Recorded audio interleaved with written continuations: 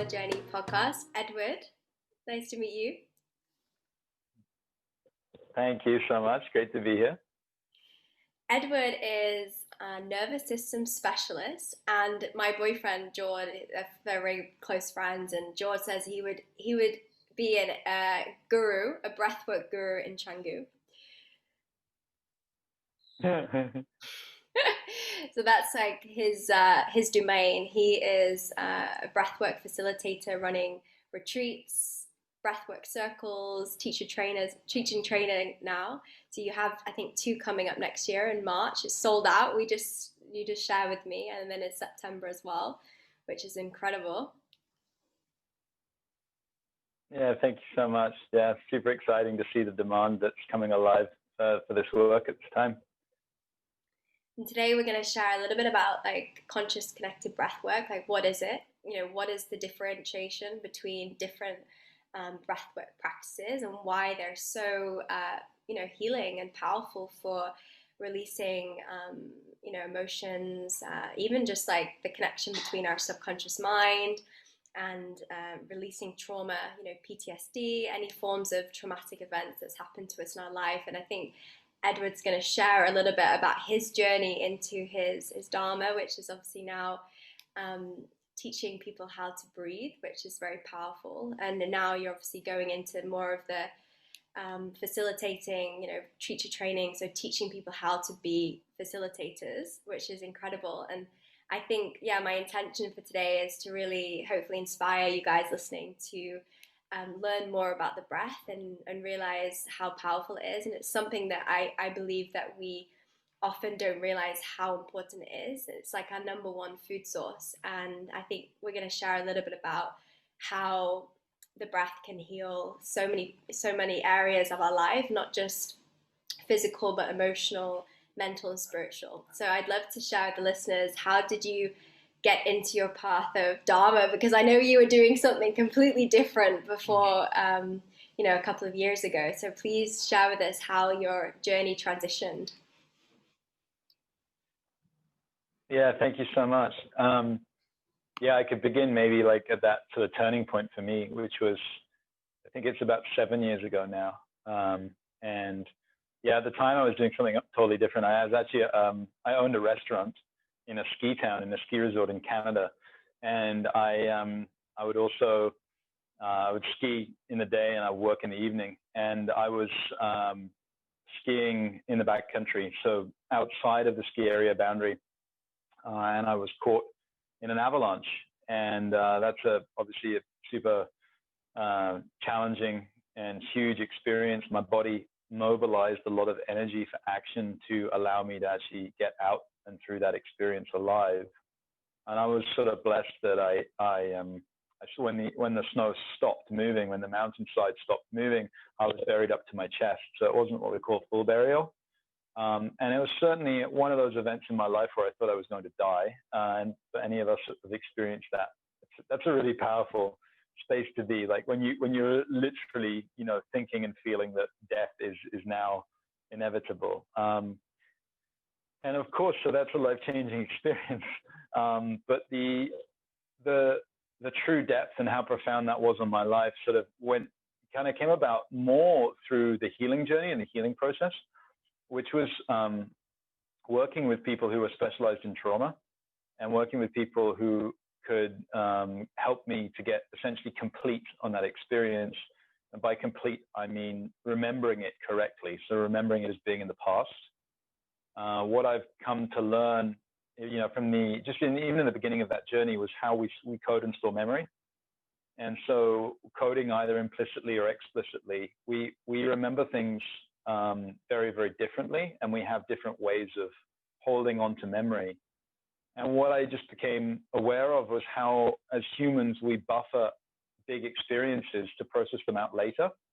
And that was what I did with my avalanche. So I buffered all of the powerful emotion.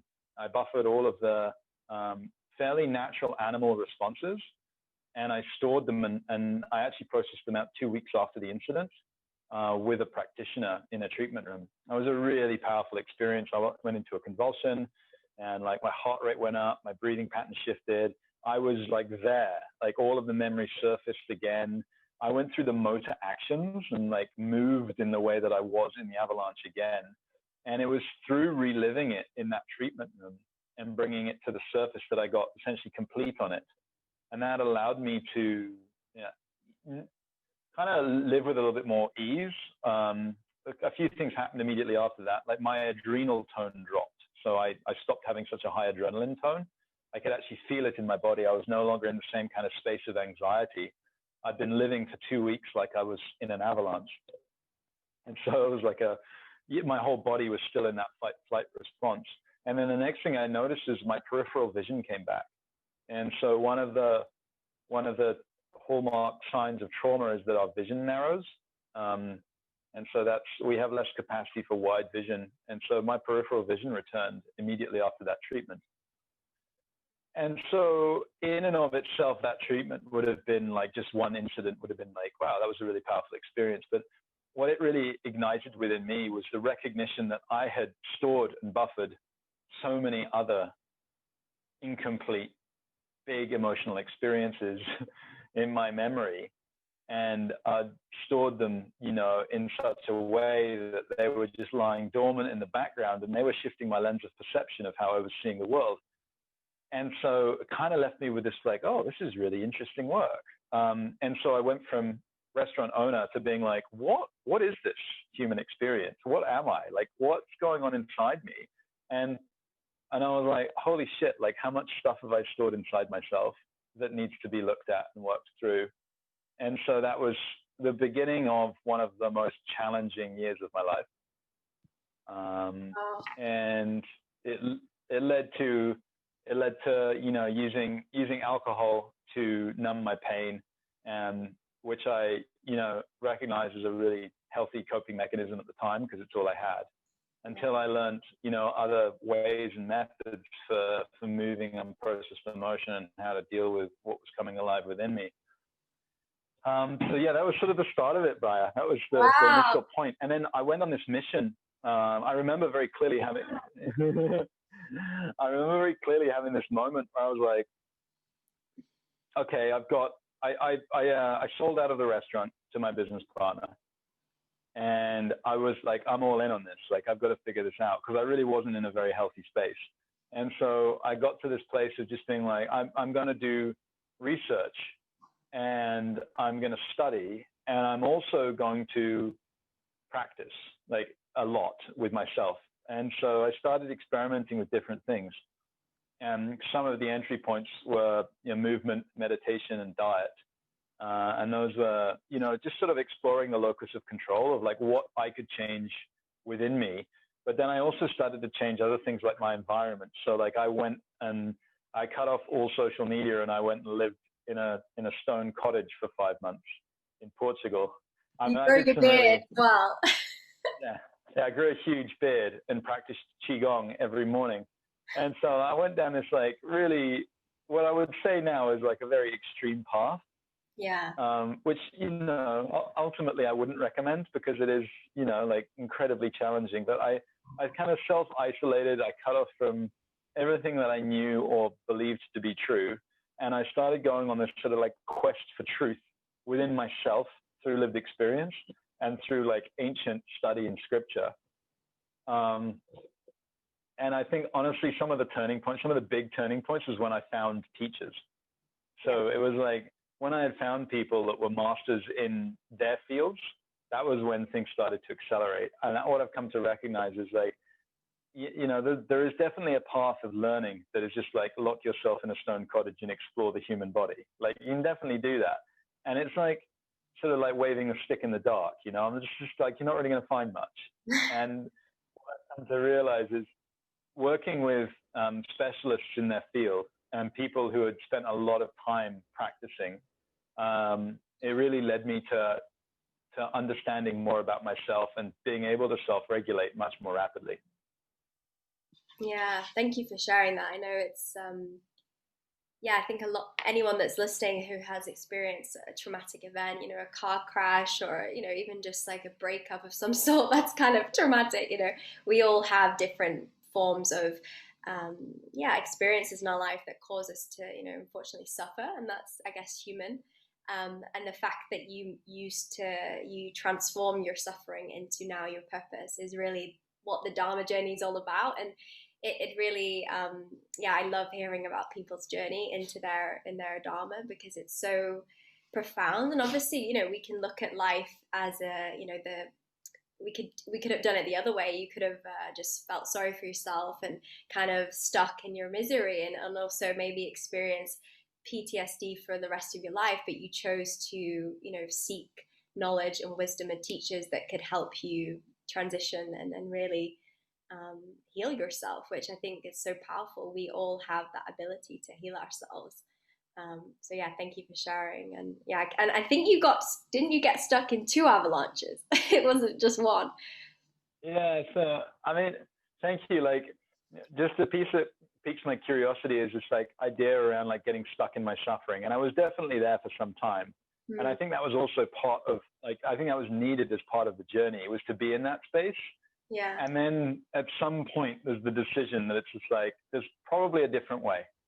Like, I don't need to make this so miserable. And I think part of that is the ability to be with pain. And so, like, just discerning the difference between pain and suffering. Pain is the felt sensations that I was feeling in my body, and suffering was like my attachment and the meaning I was giving it, but also how I was looping in it as opposed to creating change in my life to move out of it.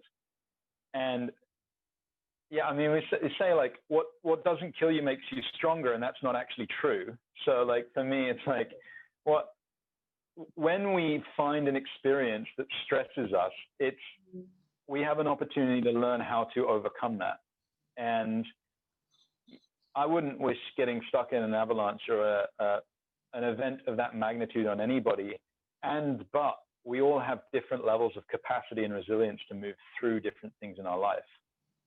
And that's been part of the inquiry of what I've been really studying, is like, what makes us more capable, and what makes us more resilient, what enables us to be with these big experiences. And it's a continued study of mine. I love, like, hearing people's stories and watching them go through making sense of that and finding meaning in the challenge. Yeah, I mean, you mentioned that I was caught in a second avalanche, and so I guess, after I mean, it was kind of like this like, it was kind of a bit of a celebration, honestly. So what happened was, it would be 3 years, probably 3 years ago now, and 3 years after the initial avalanche. I've been working with trauma. I've been studying and working with trauma for about a year at that point, I guess. And I started skiing again, and I'd started skiing again at like quite a high level. And I was probably, actually, the two spaces are very close to each other, but I was in an area again in Whistler, and I was skiing, and again I triggered an avalanche. And so it was very small, but the physiology, like what occurred in my body, was almost identical. So it was just like this huge adrenaline surge and rush, like getting through the experience. But what I did after that was totally different. And so this was the piece which I knew I had now found a way to regulate out those big experiences. I went home, I created a space, and I practiced the technique that I knew would elicit and release that emotional response within me. And very rapidly, I started to feel and relive that experience. I was alone, and I went through the whole thing on my own in my apartment, like 2 hours later.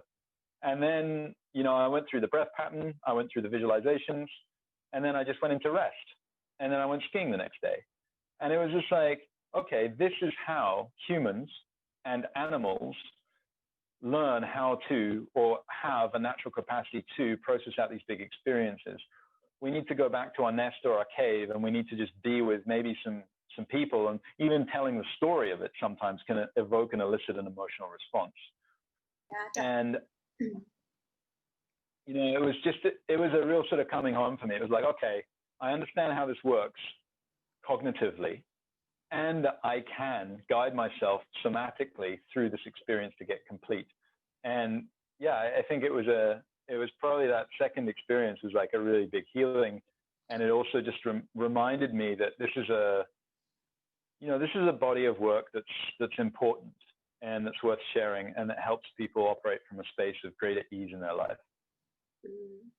Yeah, I mean the fact that you could integrate, you didn't, even though you repeated the traumatic event again, which is unfortunate, but obviously that was a part of your healing to go through that and then integrate what you've learned. I think that's a big part of a lot of people. They learn a lot, but they don't necessarily have the tools or the ability to integrate what they've learned. So they keep repeating the same pattern. And it's funny because you said this piece about coming home, and when I did my first conscious connected breathwork with Ed, and I can't remember how long ago it's now, maybe 6 months, but we've been working together and with other practitioners, and I've been in circles and immersions with Ed, and I've seen a lot of my own like patterns of control and of like all the emotions that I've suppressed as a child, and all the experiences that I've blocked out or disassociated have come up in breath work.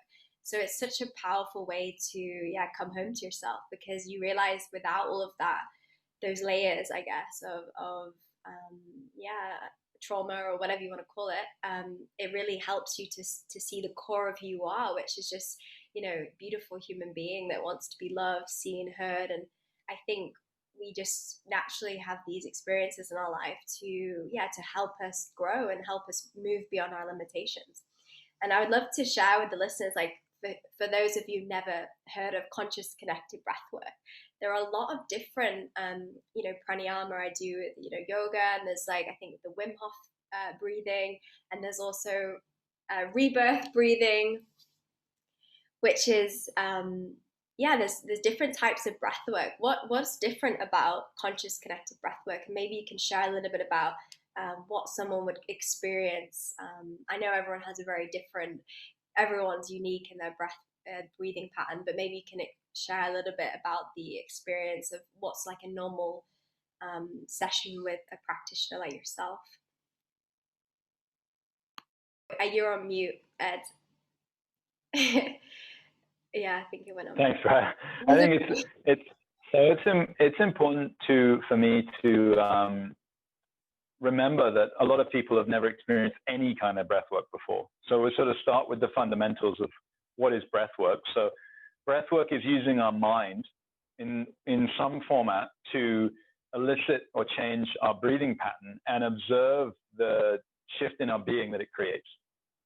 And I like to draw a really distinct line between two styles of breath work and just kind of really define what those are. So like, let's just take on this side over here, which is my left brain logical. We've got styles of breath work that are prescribed from like the mind down. And so the names of these might be yogic pranayamas or Wim Hof method as an example. And what we're doing is we're using the mind to control the breath. So what I'm saying is, as an example, I'll take box breathing, which is a technique where I'm going to equalize my inhale, hold at the top, exhale, hold at the bottom. What I'm going to do is I'm going to say, I'm going to create a breath pattern of a 4 inhale, a 4 hold at the top, a 4 exhale, and a 4 hold at the bottom. Now what I'm doing is I'm using the count of 4 to create steadiness between my inhale hold and my exhale hold. Now that's like a mind down technique. I'm using something that's prescribed. Everybody in the room could do it. We'd all have maybe slightly similar but slightly different responses. So that's like over here. Wim Hof's the same. Wim's saying like, we're going to breathe in this way for this amount of time, right? So we're using the mind to control the body. Now over here on the other side, we've got this whole paradigm, which is connected breathing, which is taught in a variety of different ways. And it's totally different. It's not that. And it elicits a totally different response. Now, as a breathwork practitioner and teacher, I love both. The pranayamas, these ancient techniques, Qigong, Chinese medicine, Wim Hof, if you want to use modern Western style of doing it, these are all really powerful techniques for using the mind to control the body. I think what's more interesting is when we start to explore what happens when we use a bottom-up technique. So this is when we allow the natural wisdom of the body to start to elicit responses, and we simply observe what happens. So it's an interesting sort of sphere and area to move into, and it's super fun and also incredibly powerful. But the essence is simply all we do is loop our breath, and we just loop our breath and observe. And so these techniques over here that are all mind-based down, I'm happy to teach, and I offer them in instructional courses and videos, and I help support and guide people. Any of this work, for me, because it's so powerful, I only ever offered in person. And there's a few reasons for that, but mostly it's because I like to be able to witness and observe someone's journey in real time. And I like to be able to use hands-on facilitation to support and guide somebody, and also so that we can take them through the whole experience when we're in the same space. Now, that's not true for all practitioners of conscious connected breathing, but I hold a super kind of strict and rigid boundary on that one. I've had a lot of people ask to work with me with this connected breathing technique online, and it's just something I'm not willing to do. For me, there's a respect that comes with connected breathing where I'm like, this is the most powerful tool I've discovered. And it's like, I'm not just going to start guiding people like on a Zoom call, you know, like we lose connection, or like, you know, someone's halfway around the world, or we unpack a big experience. And the reason I share that, the reason I speak to that is because, like, when I went through my own journey, when I went through reliving an avalanche, if I wasn't with somebody in a room who could co-regulate me, it would have been harrowing. It would have been like super challenging. And so for me, yeah, I mean, like, based on my own lived experience, I would never want anyone to go through that. I would really want people to feel supported. And so, yeah, the connected breathing technique that I practice and teach is so powerful that I always do it in person. And, you know, with the team here in Bali, we have some pretty strict mandates on how we operate, and ensuring that we have good containment and an appropriate number of facilitators to breathers. And we keep our circle size really small and manageable as well. So I guess to speak to it a little bit more, why the reason why connected breathing is so powerful is because, as you kind of elicited in your introduction here, breathing is the gateway, the most accessible gateway into our subconscious. And in our subconscious lie all of those big experiences that we haven't fully processed out. And as humans, we're really adept at buffering emotion and bringing it up another time. And so what connected breathing is it is that other time. It's that space for eliciting the response that's incomplete and allowing it to be fully felt and completed. And what that can look like is, you know, convulsion, sweating, tetany, a variety of different medical, you know, responses to this breathing pattern that starts to come alive. And I mean, along with that, we can experience altered states of consciousness, hallucination. Our blood chemistry is going to shift in really powerful and big ways. So it can be a really huge experience for people to go through. And it takes, I think it really takes a skilled practitioner that's really confident to be able to guide someone in a really safe way. So that's sort of the clear line. So if you're practicing Wim Hof or pranayamas, that's amazing. And if you think that that's the only style of breath work, the invitation is to find someone that teaches connected breathing and to go and to experience that. For me, it was one of the most humbling experiences of my life. I was quite an experienced yogi and, you know, had studied a lot about neuroscience and trauma. And I showed up to a breathwork circle that was held by my dear friend and teacher, Robin Clements. And, you know, Robin's there with his wife, and I'm like, oh, what's this all about, you know? And yeah, I mean, dropped in and had one of the most transformative and life-changing moments. And I relived another near-death experience that I've had, and relived that fully in the safety of this workshop. And it was really profound. It was a really profound experience. And it left me, as it always does, with more questions than answers. And that's sort of been a continuing theme of the last few years, of like continuing to question my own experience and then what I'm witnessing in my clients is like, what is happening here? What is coming alive? And it's a really interesting space to be witnessing how breath moves in people and what it creates in the body. Yeah, I can imagine. I mean, I've obviously, it's something, it's like, you know, when you hear that saying, like the cave that you seek, the cave that you fear has the treasure you seek. And I've always had this like resistance to breathing. I don't know why. I mean, I do pranayama every day, but it's like control, like you said, it's like we're using the breath to shape the mind. But even when I've experienced conscious connected breathwork with you and with Batia and other practitioners, it's like it's almost like I don't want to go there. Have you ever experienced that way? It's almost like normally I love pushing myself like you, like going to the extremes, but when it's the breathing aspect, do you often find that if people have experienced some certain events, that some people can have the event relived, you know, very quickly just in one the first, you know, breath session, and other people take, you know, maybe a couple of months or a couple of a couple of months to really go back into that experience? Is it just really different for everyone? I mean, when it comes to connecting up the breath, there's a variety of different patterns that we see in our clients, and resistance is definitely one of them. And so that's a pattern where a lot of us will resist fully feeling into the full depth of what's starting to emerge because we've been really good at suppressing it. And so, you know, we've kind of touched upon this single event, big trauma, that's this avalanche, right? That really shaped my life. But ultimately underneath that, there are all of these other smaller experiences, but also there's a continuum of patterns of behavior.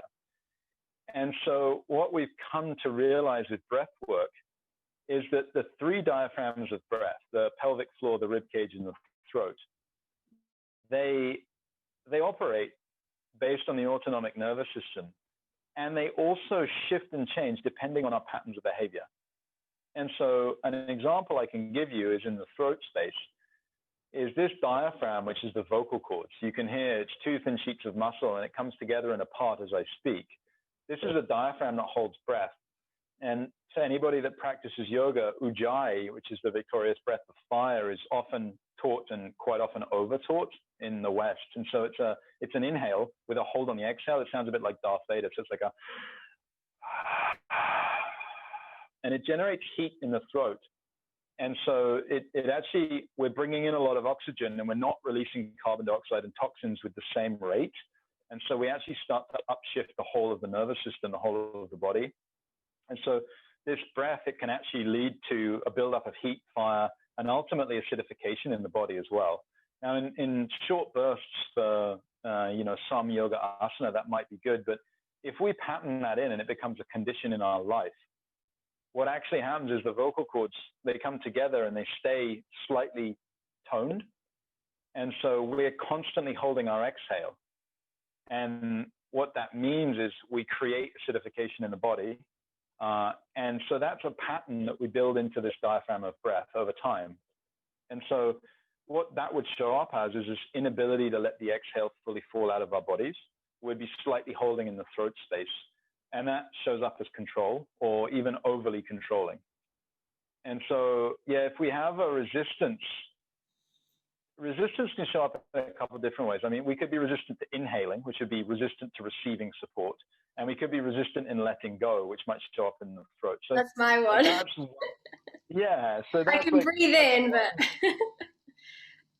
right. So it's just like, that's one pattern in many different styles of pattern that show up in someone's journey. And of course, they're going to change during the course of the journey. And so this is where connected breathing is such a dynamic practice. It's so moment to moment. And that's what, we learn as a practitioner. And that's what I teach, is this capacity to read the three diaphragms of breath and the rhythm of the inhale to the exhale in a moment to moment real-time flow. So we're essentially, what we're doing is we're witnessing these patterns of behavior that might not fully be serving you. And we're seeing how can we support you in letting them go. Yeah. And so, creating more clarity in this, third diaphragm, your fifth chakra, the throat, which is also around expression of your voice and speaking your truth. Yes, purification as well, the Shuddhi. Right. And so really interesting that would show up. Oftentimes that would be around expression of all emotion. And so we might be comfortable expressing joy, but we might be less comfortable expressing like grief or sadness or loss or even anger or rage. And so these emotions, they might be shadowy for us. We might not be fully capable of eliciting them through a natural response. And so, yeah, in the treatment room, that's what we're doing. We're encouraging people to release and fully surrender and let go. Yeah, bring it all, whatever that looks like. I remember just quickly when I was in a session, a group session with you. I think Ed, you breathed me in front of everyone, and there was this inner child like wanting to just scream and just express myself like rah, like you literally just scream to the top of my lungs. And I obviously don't know what experience. It's just like over time of that, all that time, good girls don't cry, or whatever, thoughts that we have as children that suppress our natural, need for authenticity.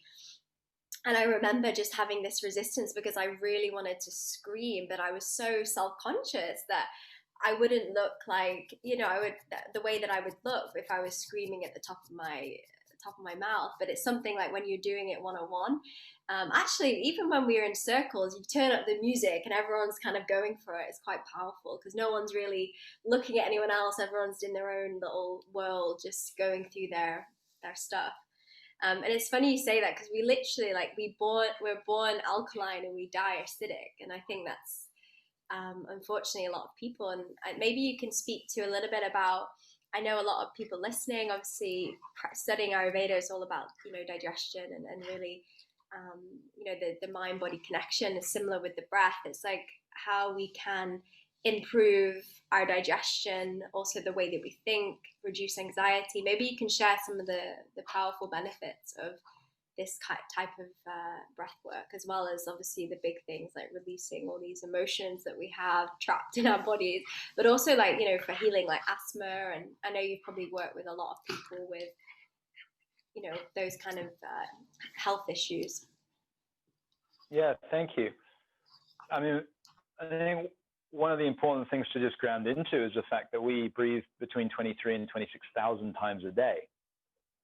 And so what that actually anatomically means is that the major diaphragm of breath that we think of is just below our rib cage. And that's this thin sheet of muscle that is, I think, the most important muscle in the body. I think its functioning is just the most important. And so how that thin sheet of muscle moves down into our organ space, into our small and large intestine, is going to impact how we massage and also how we excrete. And so that whole area is either going to receive vibrancy, flow, chi, blood, and movement, or it's not. And so, a lot of people that I've worked with that have digestive issues, what I notice is that they don't breathe down through into the pelvic floor. And so the pelvic floor is the kind of the lowest diaphragm that we speak of. Many of your listeners are, aware of the bandhas. And so, what I'm actually speaking to is the pelvic floor, the rib cage, and the throat. Those are the three bandhas. And, in yogic philosophy, those are the keys, those are the gateways to health. What we explore in conscious connected breathing is how those three muscles are communicating and how they're working. And oftentimes what we find is that there's an incomplete reflex in one of them that never had an opportunity to come alive. And so what that means is there's an old trauma response or an old emoting response, or there's a pattern of behavior that's a learned behavior that is affecting one of those three diaphragms, and it's stopping it from effectively functioning. And so this is a maladaptation. And so what we seek is to create an adaptation back to its correct functioning. And what we want to see then is a voluminous breath into the belly that then breathes all the way up through the upper lungs and to the top. And so essentially we're repatterning someone's subconscious breathing pattern so that those 23 to 26,000 breaths per day are optimal. And by optimal, I don't mean every one of them is at 100%. What I mean is that they're dynamic. And so what that means is if you go for a run, you're mouth breathing and you're breathing all the way down and all the way up. So you've got huge, big lung capacity. And what I mean is if you're sitting here watching this podcast, you're barely breathing because you don't need to be in a fight-flight response right now. You want to be belly breathing with very little intercostal tone. So what we train and what we teach is for dynamic breathing. And sort of what that means is there's no one right way to breathe. There's 1,000 ways. And there's 1,000 correct ways to breathe. We would like to have access to all of those as a human. So, circling back, if someone's got an issue with digestion, normally what I'll notice is they don't breathe into their first and second chakras. We'll notice that they just don't breathe into the large intestine. And so that's going to impact excretion. We'll notice that, the intestine isn't receiving volume of massaging that we would like to, which is going to ultimately lead to stagnation and doshas. It's really important to be mindful of how breath is moving through that space as well. I mean, I have a lot of women, obviously, with like hormonal imbalances. Obviously, it affects our whole endocrine system, and it's incredible how people probably wouldn't think, like, just by consciously breathing or being aware of your breath, we can literally heal our bodies. And I think that's something that I really want to bring forth. Is like there's so many different modalities for healing, and the breath is just one. But I definitely think it's probably the most empowering because it's something that we can literally utilize today. And, and it's pretty accessible. Obviously, if you want to find a practitioner, it's a bit different. But if you want to experience some form of breathing, you can go online and, find, a way to breathe. And I know from when I went to Thailand and I went to work with one of my teachers, David, and he actually helps people heal through breathing and specializes in cancer patients, actually, because obviously cancer, can't survive in an oxygenated environment, only in an acidic one. So, I mean, obviously there's different areas to that as well, but I remember him teaching me the 3-part breath. And we did this over 3 weeks. We did it every single day. And it's something now that has changed my life because I consciously, even now, obviously doing podcasts, I have this little voice in the back of my head, like, you haven't been breathing, and obviously then it just reminds you to do the breath. And I think if I hadn't have gone on that training, I would not have had that conscious awareness, and almost you look back and you've been working all day sitting at a laptop like I do. And it's so important if we're stagnant a lot that we're going to build up, CO2. And a lot of my clients is like just doing simple, like, breathing exercises in the morning just to get rid of carbon dioxide is, like Kalabati, the one where you go just to get rid of, or Mukha Bhastrika, where you blow the air out the mouth just to get rid of that carbon dioxide that makes us feel very stagnant and heavy. And maybe you can share a little bit about, do you feel that the breath is something, like the power of the breath is going to become more mainstream eventually? Because it already is becoming more popular, but do you think it will become more popular as a healing modality, and maybe they'll be teaching it in schools or in other forms of healing practices?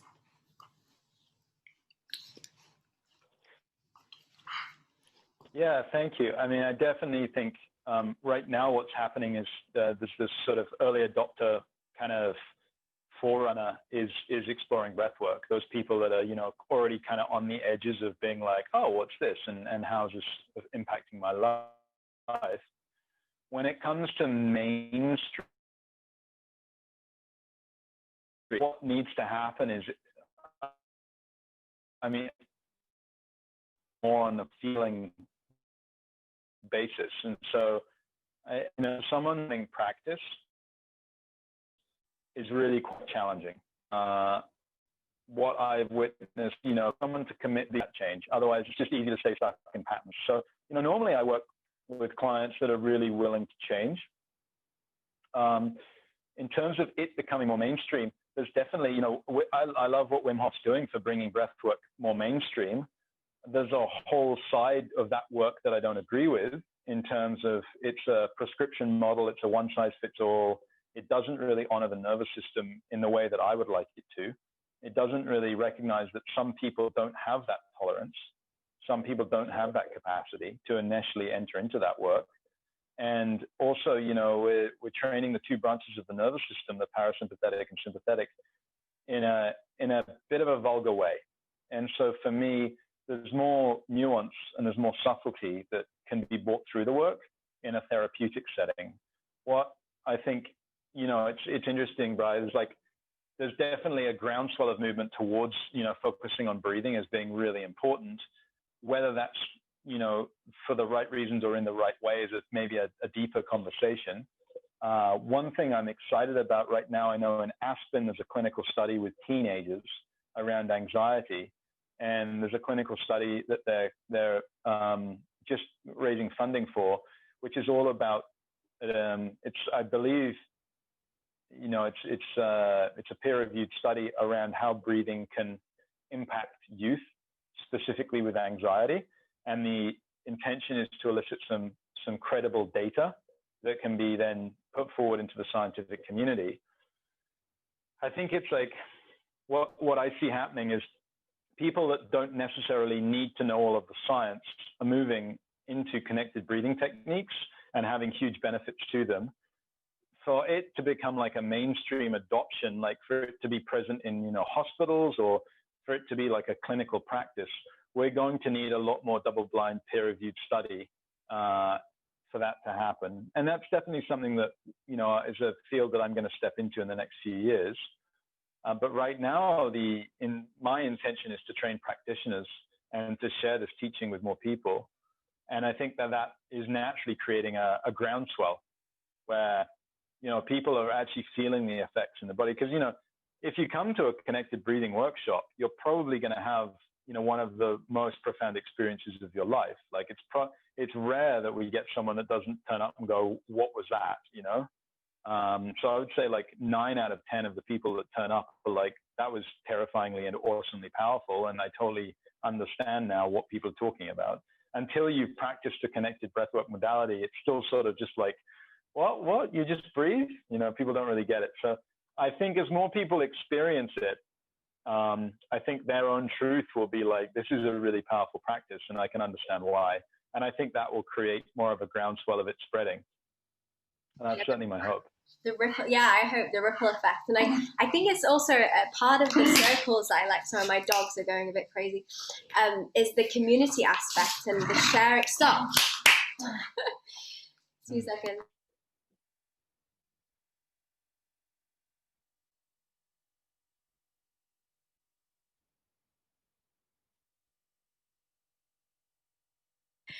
Sorry, they're having a little fight.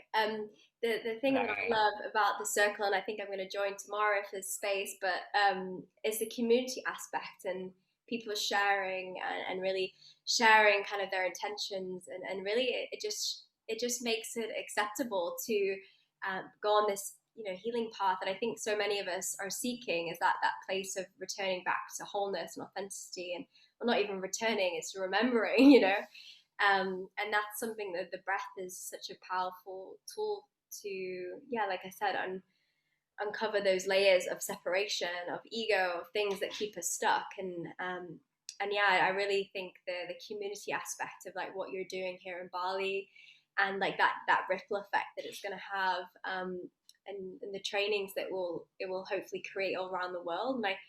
And maybe you can share a little bit about your trainings and like how, what the process of becoming a breathwork practitioner is like. Any of those who are interested. Yeah, thank you, Brian. I mean, firstly, just to speak to that, we go through these practices both in a one-on-one setting and in a circle setting, and both have their merit. One is really great for the deep dive and for the safe container and for confidentiality.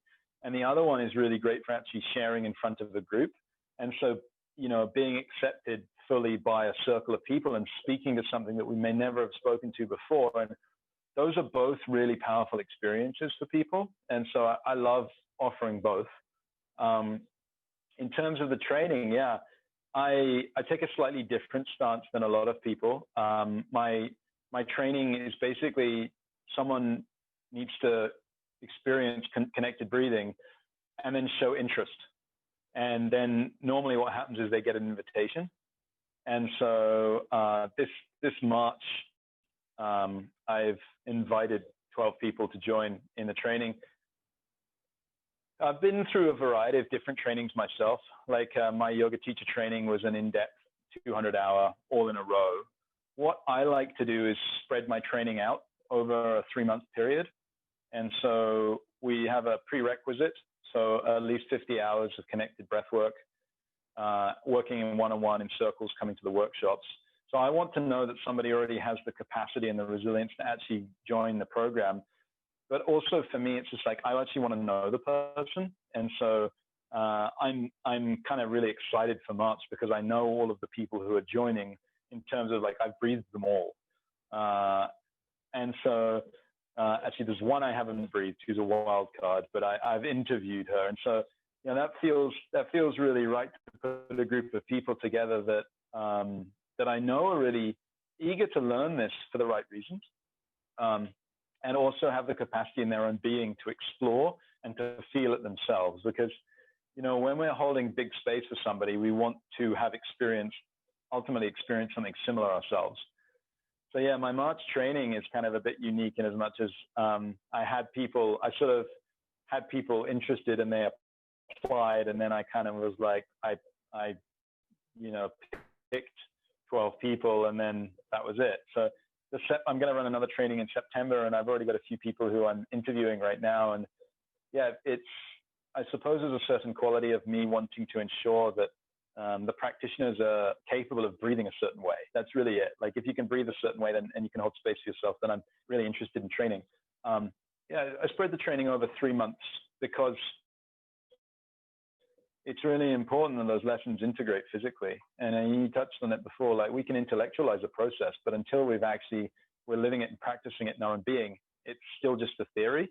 And so for me, I like to observe people go through their shifts and changes.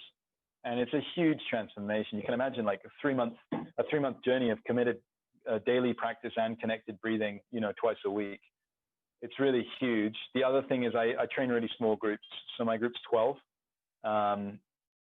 And I also have 3 members of the team alongside me. So there's like 4 of us training 12 people, which is that feels really right for me as well. Super in depth and lots of hands-on and lots of connection between the group as well. So I'm super fired up for that one.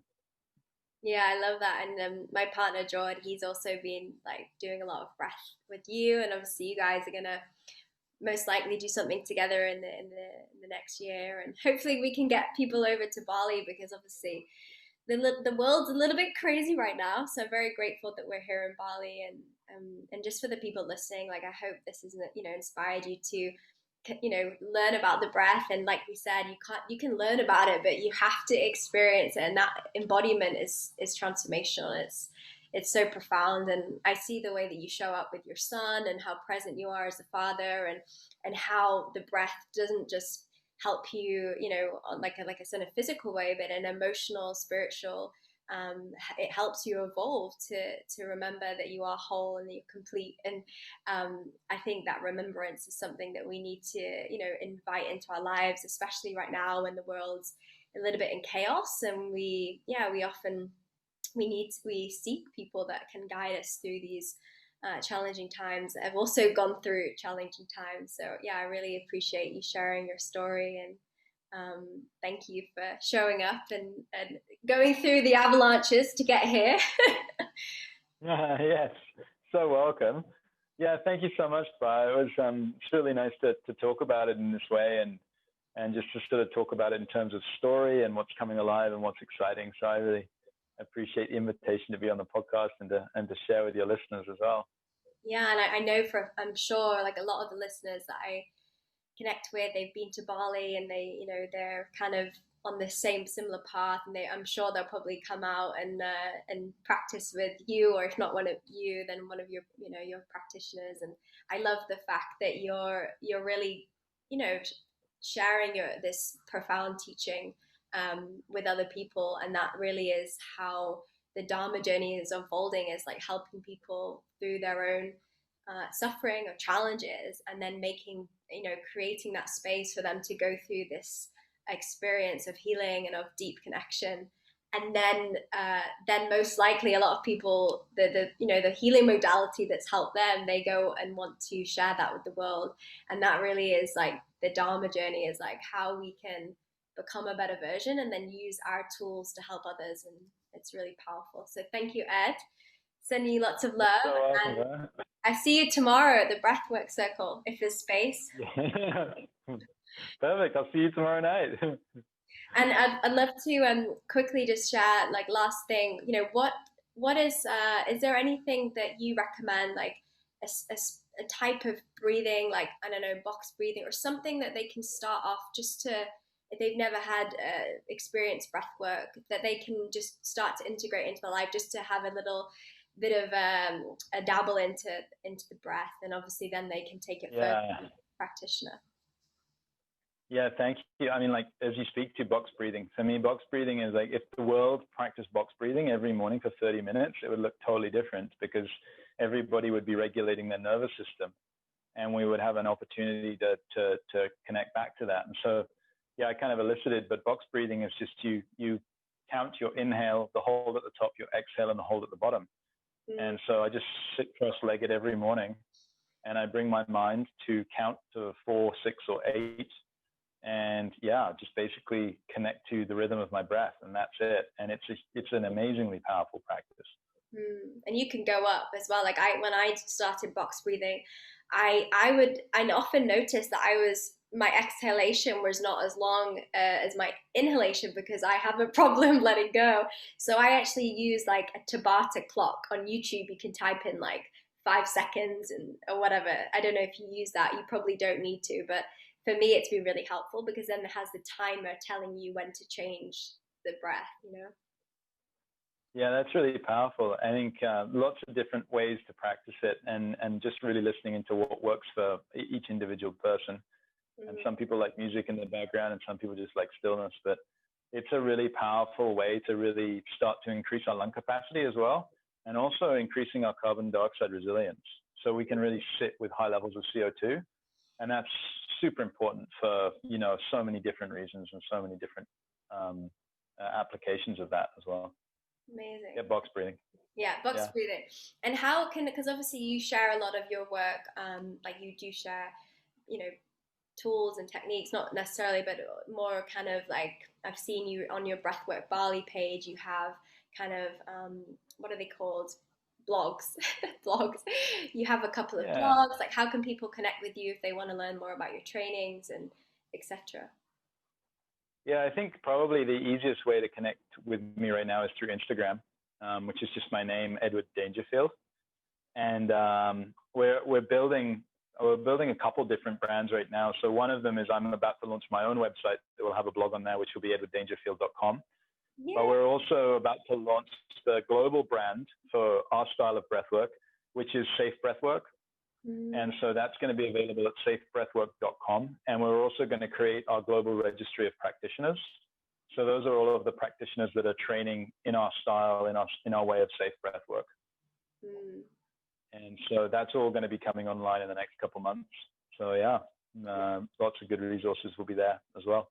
Amazing. And I'll make sure I put everything in the show notes so people can connect with you and stay tuned with what you're up to. And yeah, hopefully you guys in the new year can come to Bali and breathe in Bali, which is a magical place for that kind of stuff, and healing and just connection. So thank you so much, Ed. Look forward to doing another one in the future. I'm sure we'll do some more. Yeah, thanks so much, Beth. Thanks for listening, guys, and we'll see you next week on the Dharma Journey. Bye! Thank you so much for listening to this episode. We hope you enjoyed it. If you want to connect with us, my Instagram is @BriarRoots, @The Dharma Journey. Please feel free to send us your favorite episode, and we'd love to hear your feedback. If you want to reach and connect with me further, I offer weekly women circles every Sunday, also Ayurvedic healing programs, consultations. So all of my details are at the bottom. Thank you so much for listening. This is really a part of the Dharma Journey movement to bring us closer together, connection, community, collaboration, and really inspire one another on our path towards liberation. Thank you so much for listening. Have an incredible day. I hope.